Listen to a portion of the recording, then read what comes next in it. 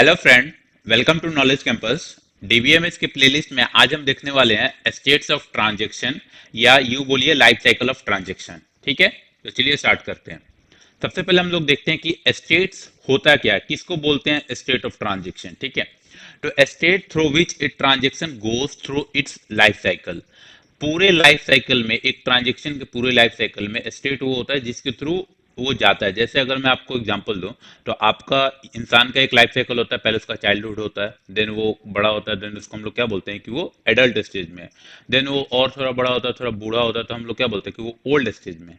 तो इंसान का भी हर एक टाइम का एक लाइफ साइकिल का, पूरे लाइफ साइकिल का अलग अलग स्टेज होता है। उसी तरफ एक ट्रांजेक्शन का जब वो स्टार्ट होता है और वो एंड होता है, तो वो स्टार्टिंग और एंड के बीच में उसका भी डिफरेंट डिफरेंट स्टेज होता है। उसी स्टेज को हम लोग क्या बोलते हैं, स्टेज ऑफ ट्रांजेक्शन। और हमें क्या पढ़ना है, हमें ये पढ़ना होगा कि पूरे लाइफ साइकिल, एक ट्रांजेक्शन के लाइफ साइकिल में कौन कौन से डिफरेंट डिफरेंट स्टेट होते हैं एंड उस स्टेट का क्या क्या फंक्शनैलिटी होता है, उस स्टेट में क्या क्या हो सकता है। ठीक है, ये चीजें हमें पढ़नी होती है स्टेट ऑफ ट्रांजेक्शन में।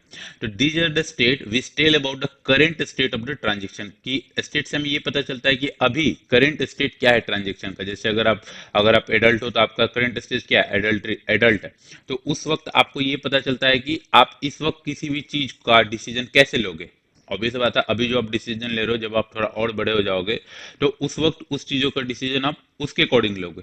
ठीक है, and tell how we will go further to do the processing in the transaction। State of transaction ये भी बताता है कि इस स्टेट के बाद दूसरा कौन सा स्टेट आएगा, आखिर वो कमिट होगा कि रोल बैक होगा। ठीक है, ये हम देखेंगे। स्टेट्स ऑफ ट्रांजेक्शन ये हमें बताता है this state govern the rules which decide the fate of the transaction whether it will commit और नॉट। स्टेट ऑफ ट्रांजेक्शन ये गवर्न करता है कि ये ट्रांजेक्शन कमिट होगा कि रोल बैक होगा कि फेलियर होगा। ठीक है, तो देखिए ये डायग्राम है स्टेट ऑफ ट्रांजेक्शन का। यहाँ से ये हमारा फर्स्ट स्टेट होता है। सबसे पहले यहाँ से एक्टिव स्टेट से हमारा ट्रांजेक्शन स्टार्ट होता है। इस एक्टिव स्टेट से हमारे पास दो ऑप्शन होता है, या तो हम पार्सली कमिट पे जा सकते हैं या फेल्ड स्टेट पे जा सकते हैं। ठीक है, तो ये एक्टिव स्टेट हमें ये बता रहा है कि यहाँ से हमारे पास दो पॉसिबिलिटी है जाने की। ठीक है, अगर हम लोग पार्सली कमिट पे जाते हैं तो पार्सली कमिट पे जाने के बाद भी हमारे पास दो पॉसिबिलिटी होती है, या तो हम कमिट स्टेट पे जा सकते हैं या तो हम फेल्ड स्टेट पे जा सकते हैं। तो ये अभी मैंने बोला ना कि स्टेट आपको ये गवर्न करता है कि आपका नेक्स्ट स्टेट क्या होगा। ठीक है, जैसे अगर आप एडल्ट में हो तो आपका नेक्स्ट स्टेज ओल्ड एज आएगा, उसके बाद आपका चाइल्डहुड नहीं आ सकता है। ठीक है, तो अगर आप पार्सली कमिट में हो तो आप कमिट में जा सकते हो, और कमिट स्टेट में हो देन आप टर्मिनेट पे जाओगे। ठीक है, अगर आप कमिट पार्सली कमिट पे हो तो आप फेल्ड स्टेट पे भी आ सकते हो, और फेल्ड स्टेट पे आप कहां से आ सकते हो, एक्टिव स्टेट से भी आ सकते हो।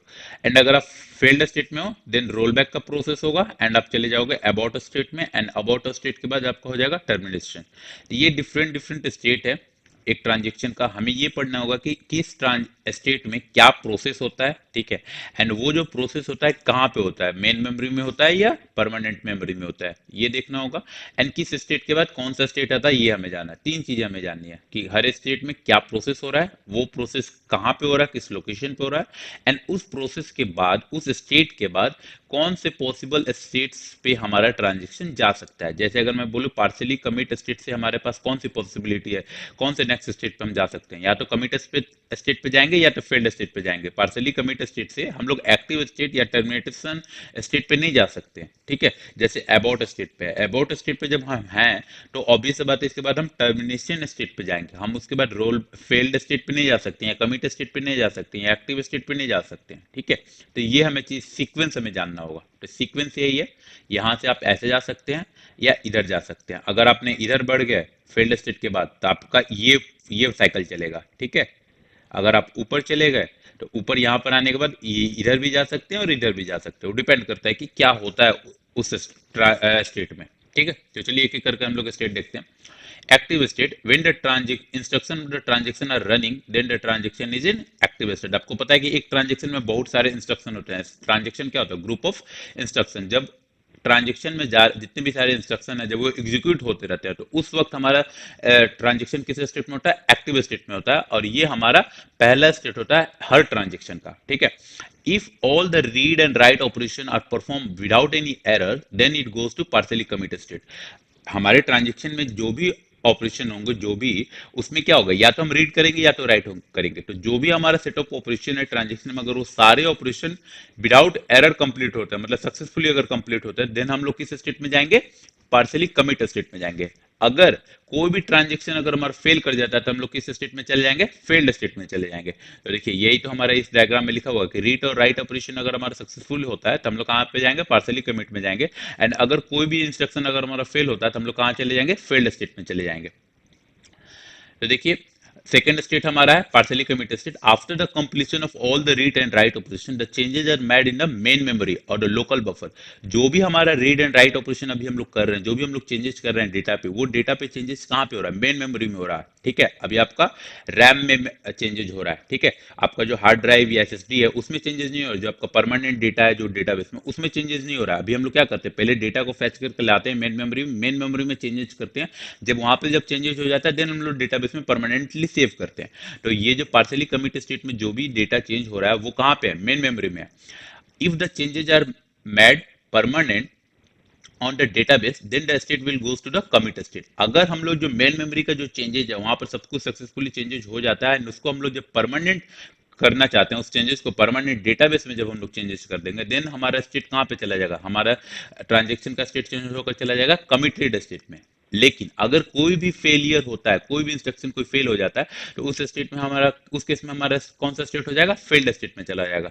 तो देखिए पार्सली कमिट स्टेट से हमारे पास दो ऑप्शन, या तो हम अगर हम परमानेंट अगर चेंजेस अगर करते हैं तो हम लोग कमिटेड स्टेट में चले जाएंगे, या अगर फेलियर अगर होता है तो हम लोग फेल्ड स्टेट में आ जाएंगे। ठीक है,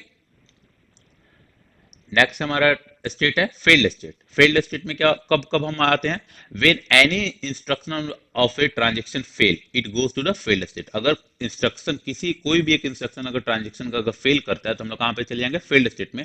और if the failure occur in making the permanent change of the database, या अगर हम लोग जो परमानेंट चेंजेस जो कर रहे हैं, जो मेन मेमोरी में हमारा डेटा था ना पार्सली कमिट स्टेट में, तो पार्सली कमिट स्टेट में हम लोग क्या करेंगे, मेन मेमोरी के डेटा को डेटाबेस में चेंज करने की कोशिश करेंगे, परमानेंटली उसमें ट्रांसफर करने की कोशिश करेंगे। अगर परमानेंटली ट्रांसफर करने के प्रोसेस में फेल हो जाए, या जो एक्टिव स्टेट से पार्सली कमिट स्टेट में जब जा रहे थे, जब हम लोग रीड और राइट ऑपरेशन जो भी हमारा इंस्ट्रक्शन था उसको जो परफॉर्म कर रहे थे, उसमें अगर कोई फेलियर आ जाए, इन दोनों स्टेट में जब भी फेलियर होगा तो हम लोग क्या करेंगे, फेल्ड स्टेट में हमारा ट्रांजेक्शन चला जाएगा। तो देखिए इस डायग्राम में हम लोग एक्टिव स्टेट में थे, एक्टिव स्टेट में हम लोग क्या कर रहे थे, रीड और राइट ऑपरेशन परफॉर्म कर रहे थे। ठीक है, तो रीड एंड राइट ऑपरेशन में अगर कोई भी अगर फेलियर होता है तो हम लोग कहाँ पे चले जाएंगे, फेल्ड स्टेट में चले जाएंगे। और पार्सली अगर सक्सेसफुल होता है तो पार्सली कमिट में आ जाएंगे। अगर पार्सली कमिट में हम लोग को क्या करना है, पार्सली कमिट में हमारा सारा डेटा है मेन मेमोरी में, हम लोग को क्या करना है, उसको परमानेंटली हार्ड ड्राइव या एसएसडी में चेंज करना है। तो उस प्रोसेस में अगर कोई फेलियर अगर आ जाता है तब हम लोग कहाँ पे आ जाएंगे, फेल्ड स्टेट में आ जाएंगे। अगर नहीं आता है तो हम लोग कहाँ पे चले जाएंगे, कमिटेड स्टेट में चले जाएंगे। ठीक है, ये तो हम लोगों ने ये तीन स्टेट हम लोग क्लियर कर लिया। फोर्थ स्टेट है अबाउट स्टेट।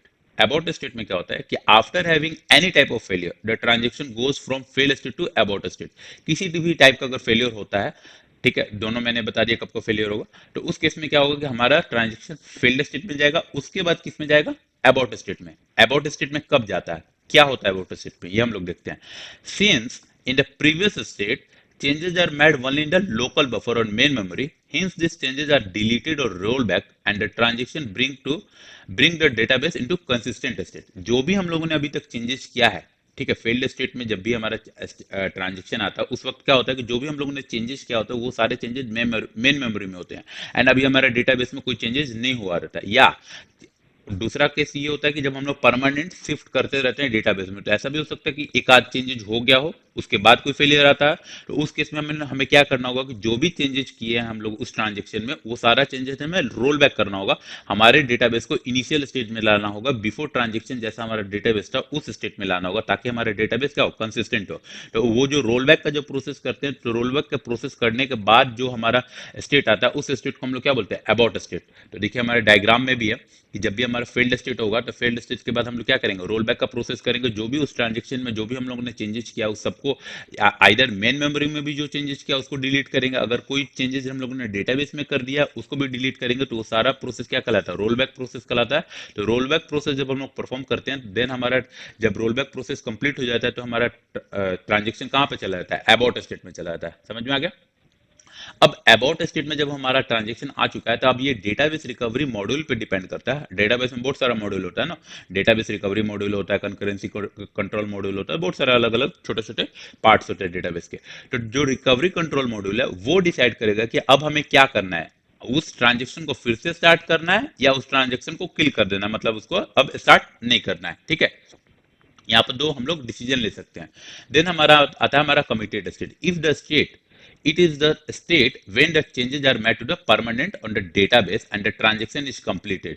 committed state में हमारा ट्रांजेक्शन कब होता है, जब हम लोग को जो भी चेंजेस किया वो सारा चेंजेस डेटाबेस में परमानेंटली शिफ्ट कर दिया। एंड उसके बाद कमिटेड स्टेट के बाद हमारा कौन सा स्टेट आएगा, टर्मिनेशन स्टेट। टर्मिनेशन स्टेट में हम लोग क्या करेंगे, अपने ट्रांजेक्शन को टर्मिनेट करेंगे, कंप्लीट हो गया तो उसको अब मेन मेमोरी से हटा देंगे। ठीक है, टर्मिनेशन स्टेट में क्या करते हैं, if there is not any rollback or transaction come from the committed state, then the system is consistent and ready for new transaction and old transaction is terminated। अगर हमारा कोई भी रोलबैक वगैरह कुछ भी नहीं हुआ है, ठीक है, तो हमारा सिस्टम कहाँ पे आएगा, कमिटेड स्टेट से टर्मिनेशन स्टेट में आएगा। या अगर रोल बैक हुआ है तो भी हमारा रोल बैक से प्रोसेस है, अबाउट स्टेट से भी हमारा टर्मिनेशन स्टेट में आ सकता है यहाँ पे। ठीक है, तो उस स्टेट में हम क्या करेंगे कि जो भी अभी करंट ट्रांजेक्शन चल रहा होगा उसको टर्मिनेट करेंगे एंड नेक्स्ट ट्रांजेक्शन के लिए हमारा सिस्टम रेडी है। तो ये होता है different different phases during the life cycle of a transaction. ठीक है, तो इस वीडियो में इतना ही। आई होप आपको क्लियर हो गया होगा कि एक ट्रांजेक्शन के लाइफ साइकिल में कौन कौन से डिफरेंट डिफरेंट स्टेट होते हैं एंड वो स्टेट में डेटा कहाँ पे होता है और उस स्टेट के बाद कौन सा नेक्स्ट पॉसिबल हमारे पास स्टेट होते हैं। अगर आपको ये वीडियो अच्छा लगा तो इस वीडियो को लाइक करें एंड अगर इससे रिलेटेड अगर आपको कोई डाउट है तो आप मुझे कॉमेंट सेक्शन में पूछिए, मैं डेफिनेटली उसका आंसर करूंगा। एंड अगर आप इस चैनल पर नए हो तो आप इस चैनल को लाइक करो, सब्सक्राइब करो, क्योंकि नेक्स्ट आने वाले वीडियोज में मैं आपको डीबीएमएस से रिलेटेड कंप्लीट जो भी आपके सिलेबस में टॉपिक्स है वो सारे कवर करने वाला हूँ। साथ ही साथ आपको अगर कोई डाउट है तो मैं वो भी आपके लिए स्पेशल उसके लिए वीडियो बना दूंगा। Thank you for watching.